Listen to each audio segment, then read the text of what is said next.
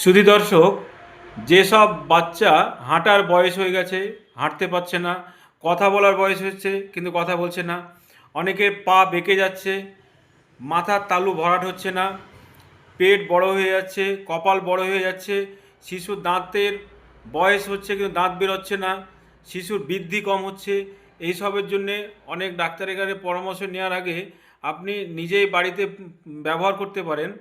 বাচ্চাদের ভিটামিন ডির অভাবে বা ডি3-র অভাবে এই সব সমস্যা হয়ে থাকে।